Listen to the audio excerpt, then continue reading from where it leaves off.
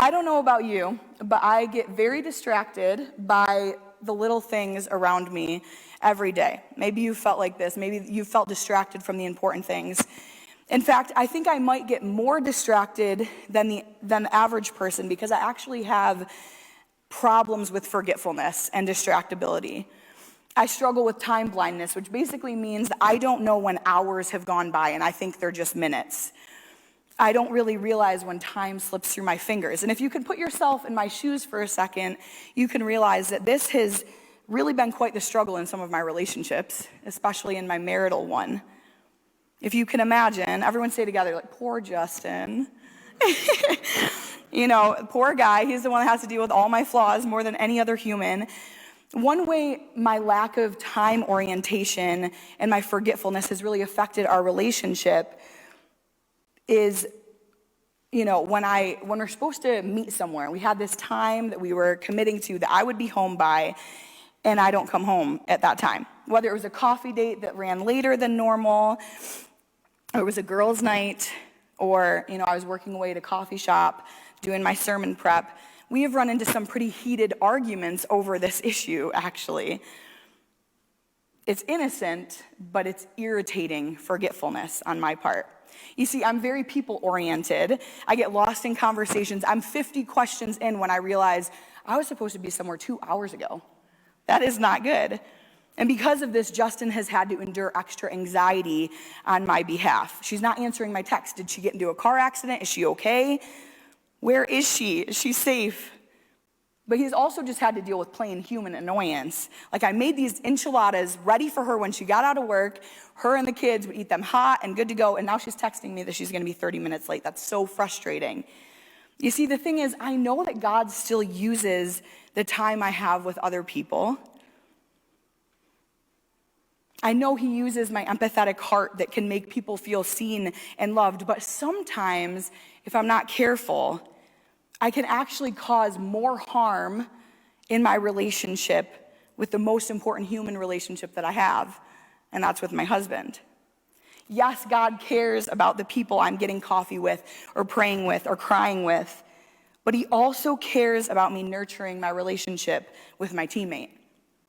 And if I can't successfully do that and create boundaries in my life, it will ultimately affect how every other part of my life and relationship functions. Sometimes I forget the most important thing, the most important person, the one waiting anxiously for me at home. And then there are other times, and maybe you guys resonate with this a little bit more, where my hyper focus kicks in and I actually become more task-oriented. I actually can't really pay people mind at that time. I'm so in the zone. I really struggle with a distractible, active mind. So when I'm in that zone, I can't be interrupted. I mean, I can be. That's bad that I can't be. But I struggle. And so in past work contexts, it was hard when coworkers would bop in and out of my office with small talk. And I'm just thinking of that encroaching deadline. And if I'm not careful, bitterness can slightly seep into my heart a little bit. But it's been in some of those moments when I'm racing to the next thing, when I'm trying to get back to work, that the unexpected happens. And God pulls back the curtain and reveals to me a bigger reality than the one I'm living in. He reveals to me what's really important. And there have been so many times in my life when I've begrudgingly said or done something because I knew I was supposed to, I was obeying God, just to be blown away with the miracles in front of me when I decided to stop and be a part of it. Sometimes we all just get on mission. We miss the most important things because we're so focused on our busy lives. And we forget that every typed page, every spoken word of encouragement, every hard conversation with a friend, every curveball pales in comparison to the work that God is doing behind the scenes. If we only took a moment to notice it, if we only had enough courage to obey. Every single day, 5 to 10 times a day, and this is an under-exaggeration in case you're wondering, Justin and I pass a different corner with a different homeless person with a different sign. Sometimes we give and sometimes we don't. But without fail, my heart aches Lord, what is the bigger solution here? The weight of the world, the trauma of these people, the pain in my neighbor's eyes is too much for me to bear. When are you going to do something about this? Where are you? Will you send hope? Have you ever asked any of those questions? Have you ever felt so exhausted and discouraged and hopeless? Maybe not even for yourself, but for someone you love. Have you ever been so distracted with your own life that you miss the important things happening around you? Have you ever asked God, how do we solve this? Where do we even start? And then you hear a quiet whisper back, it starts with you. So many times we can get lost in our everyday routine and the distractions around us, and we miss the opportunities of the miracles in front of our face. So the question we're going to be asking ourselves today is this: am I prepared for the miracle? Am I prepared to be the miracle? Luckily for us, we aren't the first people to wrestle with this tension, that tension of being exhausted and yet being on mission. Busyness or missing the opportunities that are in front of us. In our passage today, we are met with some seriously exhausted disciples. They aren't just worn out physically, but they're worn out emotionally and mentally as well. They've come off of a tough season of ministry, of driving out demons, of healing the sick. In fact, they've come off of a season of the first time being alone without Jesus right next to them, because Jesus had sent them out to do his work. And he told them to go without even a knapsack on their back. And he told them to dust off the sand of their shoes in towns that didn't accept them and to move to the next one. And it's here we find they're truly exhausted in a way that they've never been. And they actually resonate with Jesus for maybe the first time, knowing the exhausting toll that ministry has on you. The disciples needing a break is an understatement. But that wasn't even all they were dealing with, was it? Because this passage takes place right after the beheading of their friend John the Baptist. So they receive news, Jesus and the disciples receive news that their friend, that their role model was just killed. And they're grieving, not just individually, but as a group. And it's right in this moment, in this context of weariness and fatigue, that this next miracle takes place. So we'll be reading out of Mark 6, 30 through 43 today.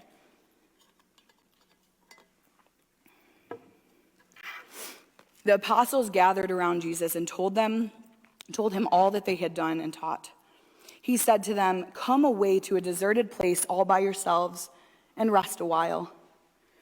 But for many were coming out and going, they had no leisure even to eat. And they went away in the boat to a deserted place by themselves.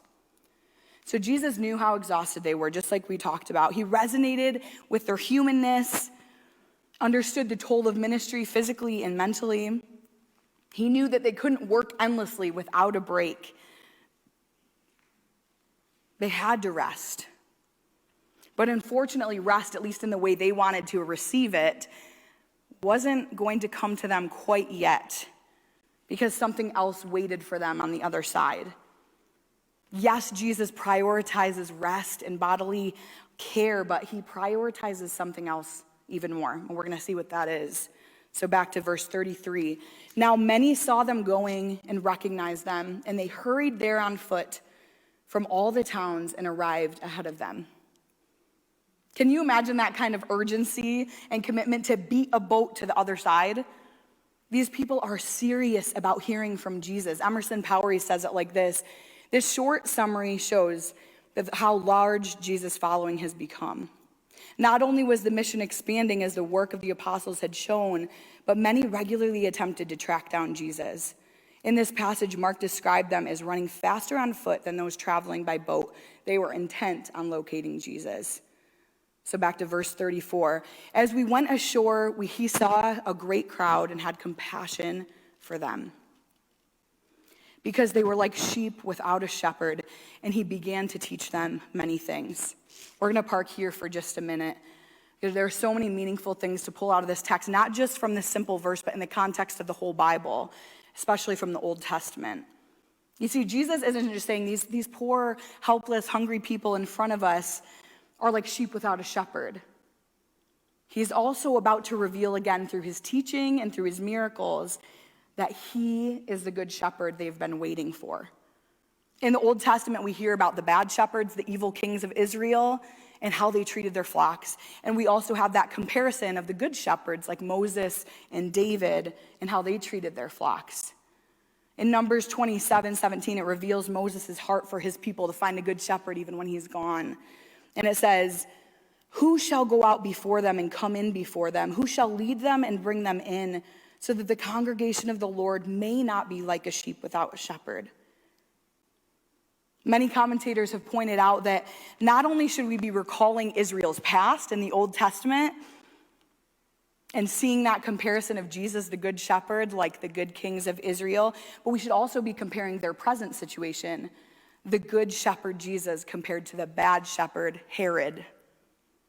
We can see how different of a leader Herod is by noticing that John was beheaded by him, but we also notice things like Herod throwing massive banquets for the powerful and the royal.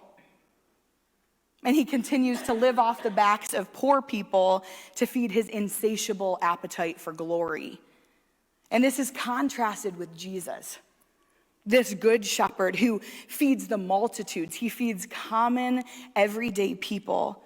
And he doesn't demand wealth or status, but he offers radical hope and compassion. We know God opposes abusive leaders, and it says it like this perfectly in Ezekiel 34. "Son of man, prophesy against the shepherds of Israel. Prophesy and say to them, this is what the sovereign Lord says. Woe to you, shepherds of Israel, who only take care of yourselves. Should not shepherds take care of the flock? You eat the curds, clothe yourselves with wool, and slaughter the choice animals, but you do not take care of the flock. You have not strengthened the weak and healed the sick or bound up the injured. You have not brought back the strays and searched for the lost. You have ruled them harshly and brutally. So they were scattered because there was no shepherd, and they were scattered and became food for the wild animals." Jesus, through the rest of this passage and in all of the New Testament, reveals himself as the good shepherd over and over again, the one who's come to take up our infirmities and carry out our diseases, the one who guides and protects and loves us more than anyone ever could. So let's go back to verse 35. "When it grew late, his disciples came to him and said, 'This is a deserted place, and the hour is now very late. Send them away so that they may go to the surrounding country and villages and buy something for themselves to eat.' But he answered them, 'You give them something to eat.' They said to him, 'Are we to go and buy 200 denarii worth of bread and give it to them to eat?'" Now, this is a pretty valid question. He's literally telling his disciples, we need to go find a deserted place to rest. And then he's switching it on them real quick and saying, you give them something to eat. That's what I call ulterior motives for the disciples. Like, how about you just send them away? But can you blame them? They're tired and hungry. They're ready to kick up their feet for the night and rest with their more intimate group of disciples. They're exhausted from the grueling ministry to strangers. How often do we sound concerned, but we're really living in self-preservation mode? Jesus, should you send these poor people, these hungry people away so they can get food, right? Shouldn't you do that? So I'm sure they were really shocked by the answer. The Wesleyan commentary says, inherent in their response is not simply what the tangible cost would be to feed the huge group, but they ask why they should devote so many of their resources. Jesus' compassion compared to theirs reveals that they are nothing like him.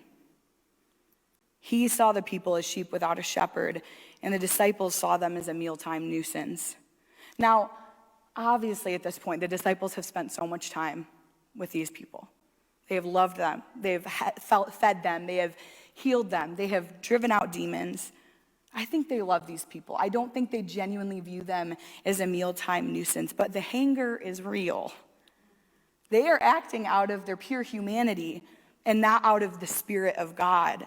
They're trusting in their own instincts. They're relying on that self-preservation mode we talked about instead of trusting in the one who has performed miracle after miracle in front of their eyes.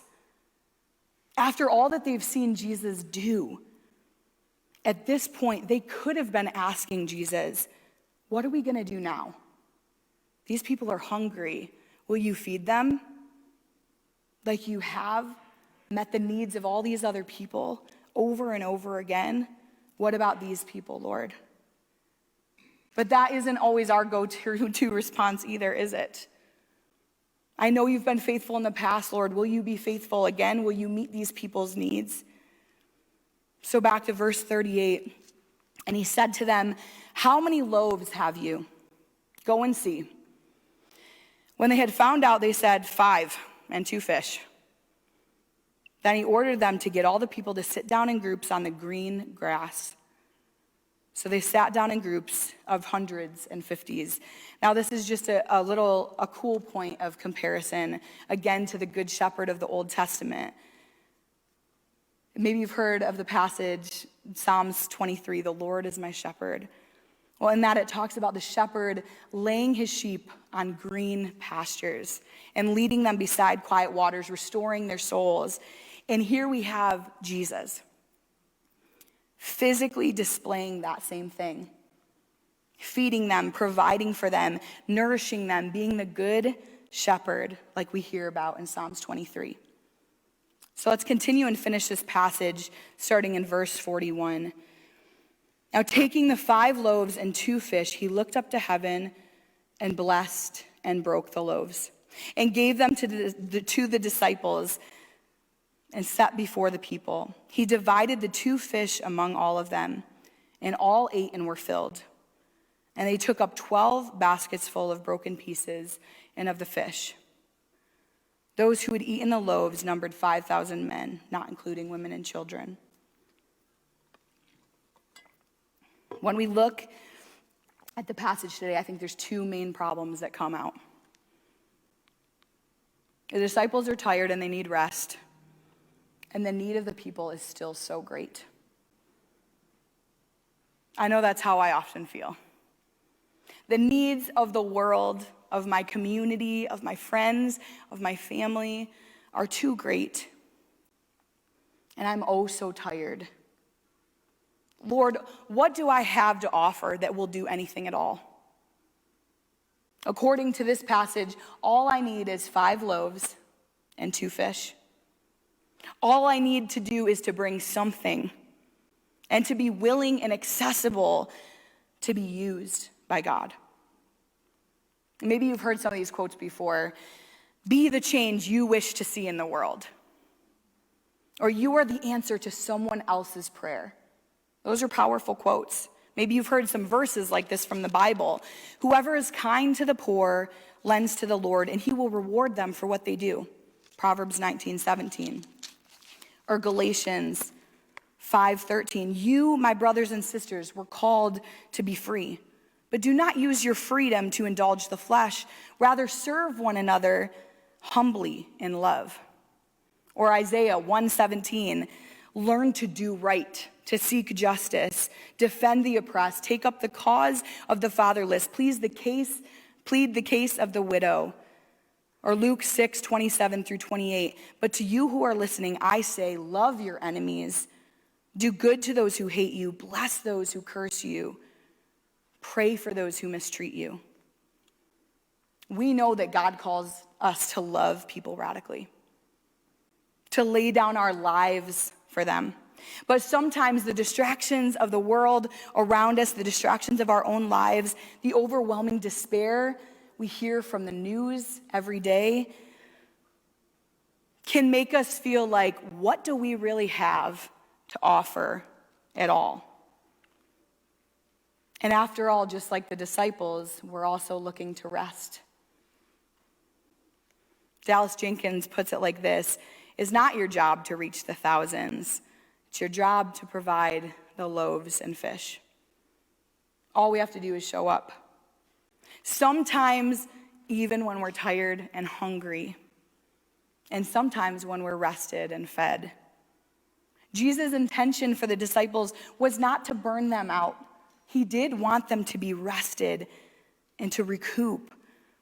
But ultimately, his heart of compassion led him to doing one more life-giving thing before he rested.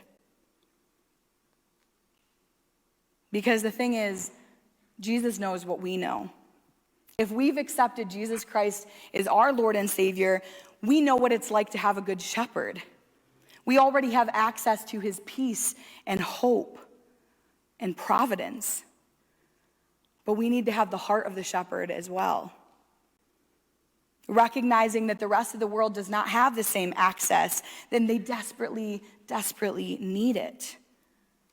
They are sheep without a shepherd, and they're trying their best, but ultimately finding dissatisfaction and lack of purpose.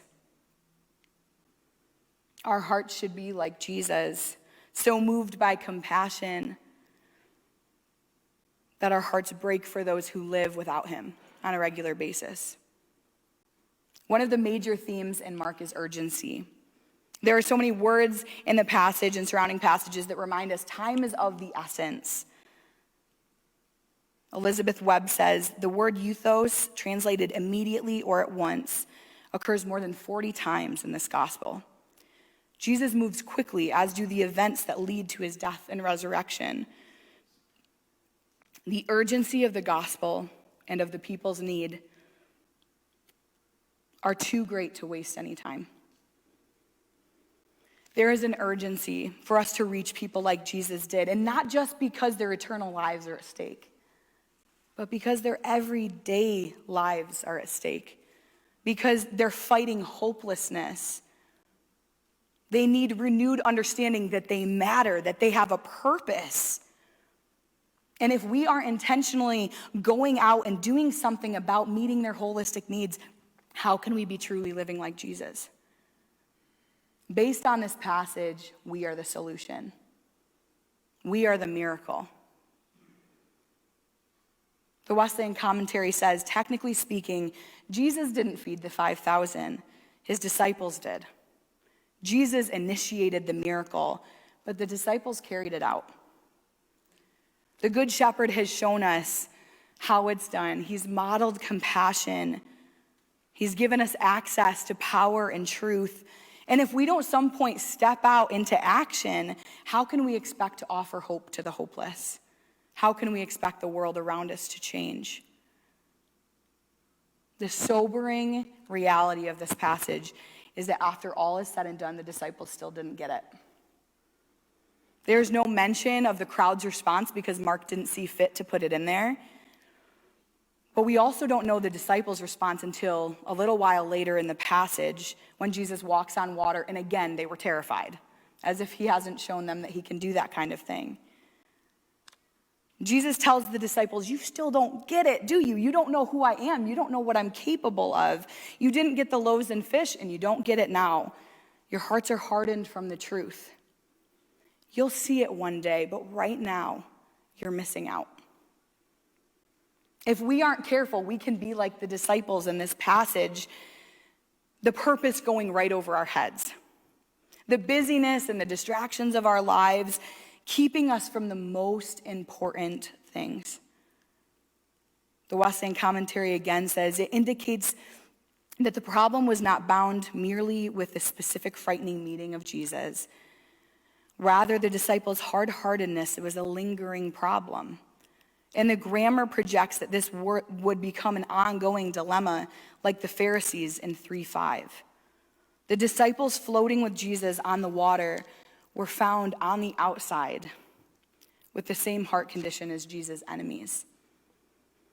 As much as we love the disciples, the sobering reality is that they mess up. Just like a lot of heroes of our faith, just like me, just like you. But the hopeful thing is that Jesus doesn't leave them in that condition. He keeps including them. He keeps empowering them. He keeps challenging them and calling them. And ultimately, his heart of compassion radically changes their lives. They start to see the world through the eyes of Jesus. So this is my hope for us today, that no matter how busy we are, no matter how concerned we are of our own self-preservation, no matter how weary or burdened we are, that we would remember the shepherd's heart is already leading us beside still waters. He's already restoring our souls, but we need to lean into him for that, no matter where he is. This week, I want us to try to do one of three things. If you can do all three, that's incredible. I want to hear all about it. But number one is invite a friend, a neighbor, or a coworker to church. And if church isn't comfortable for them yet, invite them to coffee. Notice I didn't say comfortable for you, because it's never comfortable for us. Number two, give to someone in need. This could be a homeless person on the street. This could be a food pantry or a shelter of some kind. It could be somebody that you know is personally struggling. But I'm going to push the limit a little bit and say, make it hurt a little. Give a little more generously than you normally would. And number three, pray for our city. And I want every single one of us to do that. Pray for opportunities. Pray that your eyes would be open to the miracles in front of you that Jesus wants you to be a part of. Pray that you would use your gifts to help others find the Good Shepherd. Imagine if we all took responsibility and we did our part and we brought a few loaves and a couple fish.